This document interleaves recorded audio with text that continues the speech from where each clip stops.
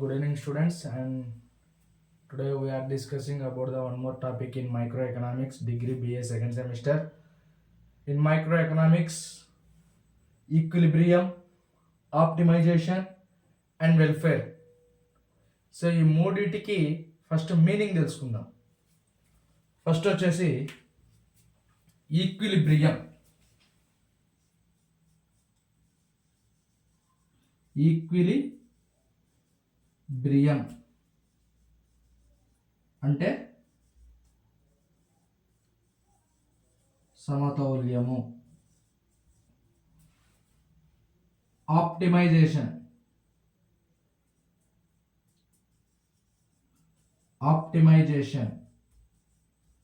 అంటే సరిపడా,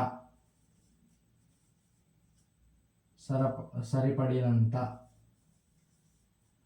and last one is welfare. సంక్షేమము.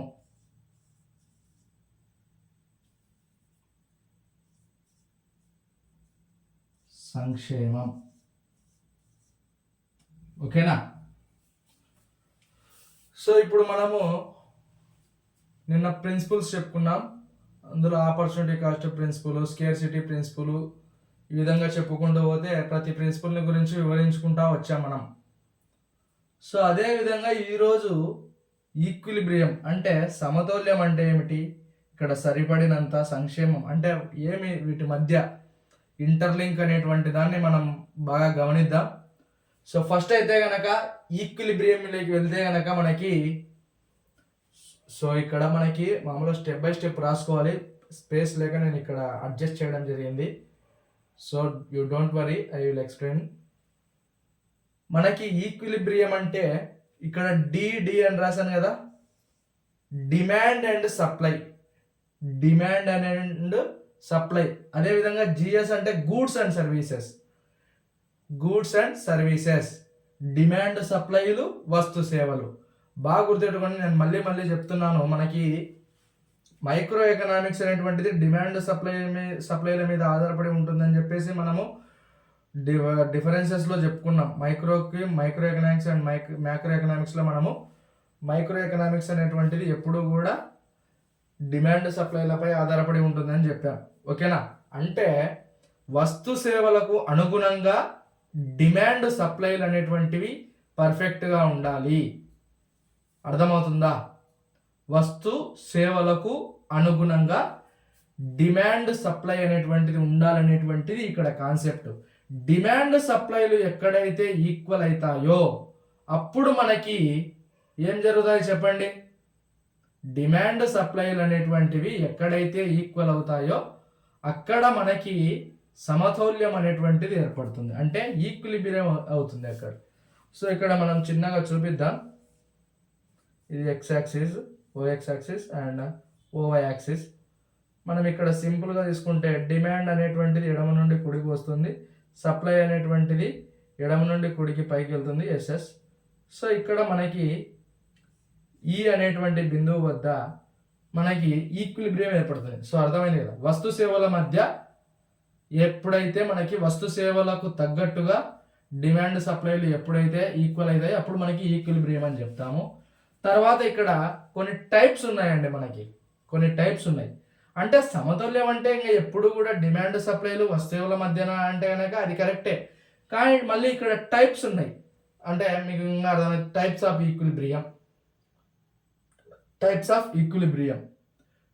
ఆఫ్ ఈక్విలిబ్రియంలో మనకి ఎక్కువగా ఏం చూస్తాం మనము? Market equilibrium. మార్కెట్ అంటే ఏమి? అమ్మకదారులు, కొనుగోలుదారులు ఉండేటువంటి దాన్ని మనం ఏమంటాం? మార్కెట్ అంటాం. తర్వాత జనరల్ ఈక్విలిబ్రియం అంటే కనుక మనం వస్తు సేవల మధ్య చెప్పుకోవచ్చు, అది ఓకేనా? సాధారణ సమతుల్యం. ఓకేనా? తర్వాత మనకి చెప్పబోయే ముందు, మార్కెట్ ఈక్విలిబ్రియం అంటే అనేక మంది అమ్మకదారులు, కొనుగోలుదారులు ఉండేటువంటి దాన్ని మనము మార్కెట్ అంటాం. అంటే ఇక్కడ మార్కెట్ ఈక్విలిబ్రియం అంటే మార్కెట్ యొక్క సమతుల్యం అనేటువంటిది ఎందుకు వచ్చిందంటే, కన్జ్యూమర్స్ అంటే వినియోగదారులు అనేటువంటి వారు మార్కెట్లో ఏం చేస్తారు? తమకు నచ్చినటువంటి వస్తు సేవలను తీసుకోవడం జరుగుతుంది. అంటే వస్తు సేవలు అనేటువంటివి కొనుగోలు చేయబడతాయి వినియోగదారుల చేత. సో అందుకు అక్కడ డిమాండ్కు తగ్గట్టుగా సప్లై ఉంటే మనకి మార్కెట్ ఈక్విలిబ్రియం ఏర్పడుతుంది. అదే ఇక్కడ మనం చూపించడం జరిగింది. ఓకేనా. అండ్ నెక్స్ట్ వచ్చేసి ఫీచర్స్. ఈక్విలిబ్రియం యొక్క లక్షణాలు ఏముంటాయంటే కనుక price stability, quantity stability and no tendency for change, price change, sorry ఇక్కడ no tendency to price change అంటే ధర అనేటువంటిది మారడానికి ఎటువంటి ధోరణి. టెండెన్సీ అంటే మళ్ళీ కొత్త పదం అనుకోవద్దు, టెండెన్సీ కూడా మనం వర్డ్ రాస్తాం ఇక్కడ. టెండెన్సీ అంటే ధోరణి, తెలుగులో ధోరణి. ఓకేనా. అంటే ఇక్కడ మనం బాగా గమనించాల్సినటువంటి ఏమిటంటే కనుక ఇక్కడ ప్రైస్ స్టెబిలిటీ అంటే స్థిరత్వము. ఓకేనా. స్టెబిలిటీ అంటే స్థిరత్వము. తర్వాత క్వాంటిటీ అంటే పరిణామం కాదు, పరిమాణము. ఓకేనా. అంటే కొంత మొత్తంలో. ఓకేనా. There is no tendency for change price to change. ఓకేనా. ధర అనేటువంటిది మారదు ఇక్కడ అని ఇక్కడ ఈక్విలిబ్రియం తెలుస్తుంది మనకి. తర్వాత మనము ఆప్టిమైజేషన్కి వస్తాం. ఆప్టిమైజేషన్ అంటే ఏమిటి చెప్పండి? సరిపడినంత, ఇనఫ్, తగినంత. అంటే ఇప్పుడు మనకు మార్కెట్లో మనకి వస్తు సేవలు అనేటువంటివి అంటే మన యొక్క డిమాండ్కు అనుగుణంగా సప్లై ఉండాలి. వస్తు సేవలు అనేటువంటివి మనకి ఏముండాలి? తగినంత సప్లై కావాలి, తగినంత డిమాండ్ కావాలి. అప్పుడే మనకి ఏం జరుగుతుంది? ఆప్టిమైజేషన్ అనేటువంటిది సరిగ్గా ఉంటుంది. ఓకేనా. ఫేసియబుల్ ఆల్టర్నేటివ్స్ గివ్స్ సర్టెన్ కన్స్ట్రెయింట్స్ అంటే ఆల్టర్నేట్గా అంటే ఒక వస్తువు లేకపోయినప్పటికీ ఒక వస్తు సేవను అంటే మనకు కావాల్సినటువంటి వస్తు సేవ అక్కడ లేకపోయినప్పటికీ ఆల్టర్నేటివ్ గూడ్స్ అండ్ సర్వీసెస్ని మనం ఉపయోగించుకునే విధంగా మార్కెట్లో మనకు ఉంటే కనుక నో ప్రాబ్లం అన్నమాట. అర్థమవుతుందా? సో అది ఇక్కడ చెప్తున్నాం. ఇక్కడ ఆప్టిమైజేషన్లో మనకి టైప్స్ వచ్చాయి. ఓకేనా. Consumer optimization, producer optimization and social optimization. So ఇక్కడ మనకి కన్స్యూమర్ ఆప్టిమైజేషన్ అంటే ఏమిటి చెప్పండి? ఆప్టిమైజేషన్ అంటే సరిపడినంత, అంటే వినియోగదారునికి సరిపడినంత వస్తు సేవలను అతను తీసుకోవడం జరుగుతుంది.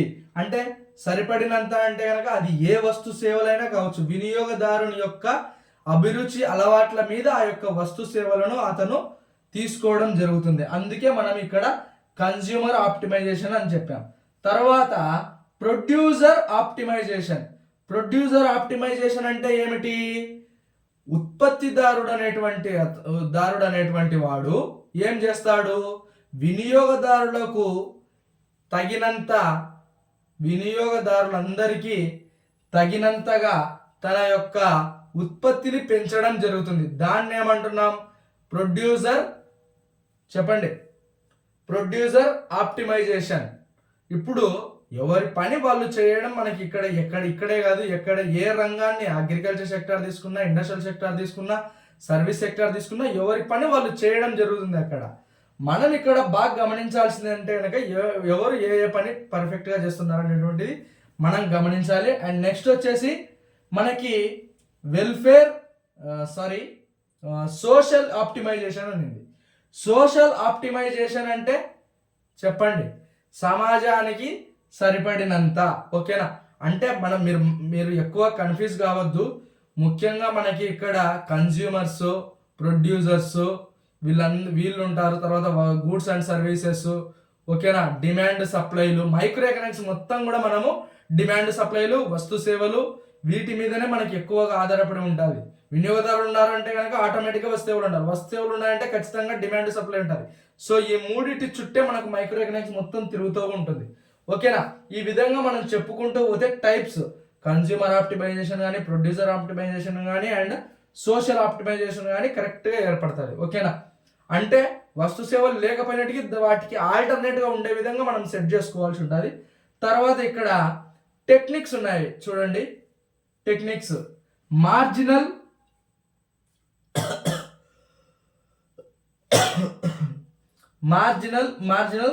అనాలసిస్.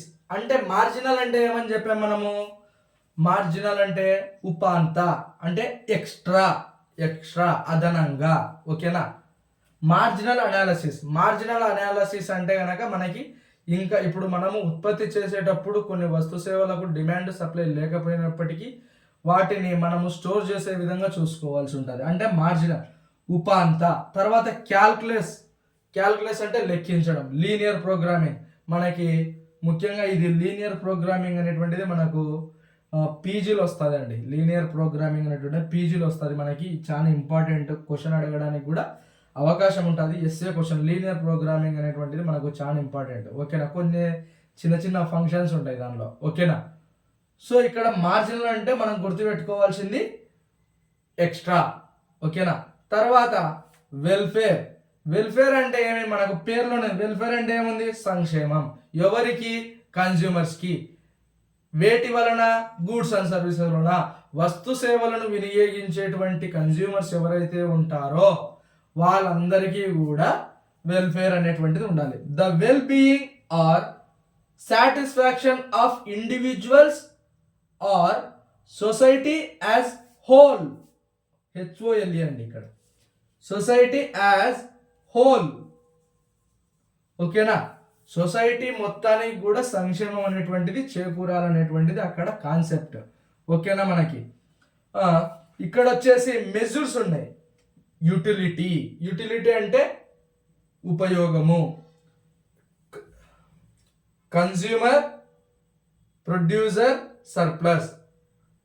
యూటిలిటీ ఉపయోగం, కన్జ్యూమర్ అంటే వినియోగదారు, ప్రొడ్యూసర్ సర్ప్లస్ అంటే ఉత్పత్తిదారుని యొక్క మిగులు, సోషల్ వెల్ఫేర్ అంటే సాంఘిక సంక్షేమం. సో ఇక్కడ మనము బాగా గుర్తుపెట్టుకోండి. ఇక్కడ ఈ టాపిక్ మొత్తం goods and services, demand, supply, consumers, producers వీటి మధ్యనే ఇది ఎక్కువగా ఉంది కాబట్టి నో ప్రాబ్లం. బాగా గుర్తుపెట్టుకోండి. మీకు పేరు చూస్తేనే గుర్తు రావాలా, అందుకే నేను ఇక్కడ మీకు ఈజీగా ఉంటుందని చెప్పేసి మీనింగ్ కూడా రాయడం జరిగింది. సో ఇప్పుడు చెప్పండి. ఈక్విలిబ్రియం అంటే సమతౌల్యము, ఆప్టిమైజేషన్ అంటే సరిపడినంత, వెల్ఫేర్ అంటే సంక్షేమం, టెండెన్సీ అంటే ధోరణి. అంటే మనకి ఇక్కడ టెండెన్సీ అనేటువంటి వర్డ్ ఎందుకు వచ్చిందంటే కనుక మనకి డిమాండ్ సప్లైలు, గూడ్స్ అండ్ సర్వీసెస్ ఇక్కడ మనకు ఉంటాయి కాబట్టి వాటి మధ్య సమతుల్యం అనేటువంటిది ఏర్పడినప్పుడు ధరలో ఎటువంటి మార్పు చెందడానికి అవకాశం ఉండదు అనేటువంటిది చెప్పడం కోసం అక్కడ టెండెన్సీ అనేటువంటి వర్డ్ వచ్చింది. సో ఈ యొక్క వీడియో నచ్చినట్లయితే కనుక మీ ఫ్రెండ్స్కి ఖచ్చితంగా షేర్ చేయండి, నేను చెప్తాను. తర్వాత మనకి వీటి మీదనే ఇంకొక టాపిక్ ఉంది. ఓకేనా. Relation between equilibrium optimization and welfare. వీటి మధ్య సంబంధం ఏమిటి, what is the interlink between optimization, equilibrium and welfare. So అది నెక్స్ట్ వీడియోలో చూద్దాం మనము.